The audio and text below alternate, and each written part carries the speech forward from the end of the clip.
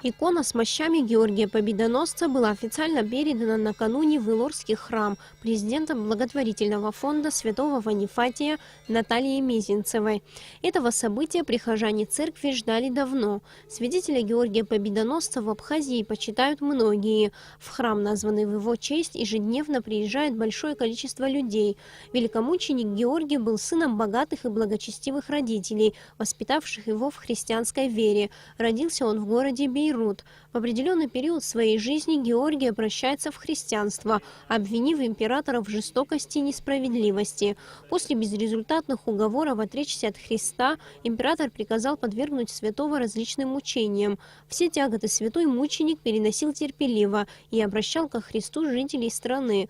После его смерти святые мощи Георгия были положены в Лидии, в храме, который носит его имя, а глава его хранилась в Риме, в храме, также посвященном ему. Мы передаем икону с частицей мощей, которую мы привезли вместе с паломниками, кстати, тоже из монастыря святого Георгия Победоносца, из Мещовска, Калужской области. С настоятелем монастыря отцом Георгием мы посетили Иерусалим, где нам была передана частица святого Георгия Победоносца. И вот частичка этих мощей вложена в икону, и мы передали ее, как уже давно было по договоренности, по благословению отца Сергия, в этот необыкновенный храм. А в храм имени Иоанна Златоуста в селе Каман были переданы икона и мощи святого Луки Крымского.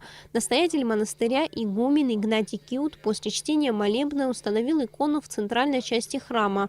Икону с мощами настоятели церкви ждали около 2 лет. Его известность распространилась широко, но так получилось, что и в Абхазии он стал очень любимый. Поэтому я бесконечно рад, что эта чудесная икона с частицей мощей здесь находится, что кто может приезжать, будут приезжать сюда. Кто не может, я всегда готов с этой иконой прийти в любую больницу, в любую деревню, в любой город Абхазии, в самые отдаленные деревни, чтобы люди получили на самом деле исцеление. Лука Войно-Ясеницкий родился в 1877 году. Всю свою жизнь он помогал людям. Будучи врачом, исцелял от различных болезней.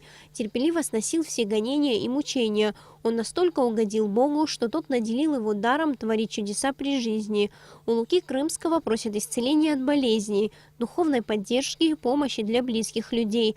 Мощи были привезены из Святой Земли, куда в паломничество совсем недавно ездили сотрудники фонда святого Ванифатия. Была отделена частица, вставлена в икону святого Луки, и мы сегодня торжественно в древнейший храм, который освящен стопами святого Иоанна Златоуста, который почитает весь мир, и знают и паломники, и также страждущие, которые имеют духовные и телесные недуги, передали эту икону, и она будет храниться здесь, и также будет совершаться крестный ход по местам, где это необходимо и нужно. Фонд святого Ванифатия тесно сотрудничает с представителями Абхазской православной церкви. В течение нескольких лет в дар абхазским храмам были переданы мощи многих святителей.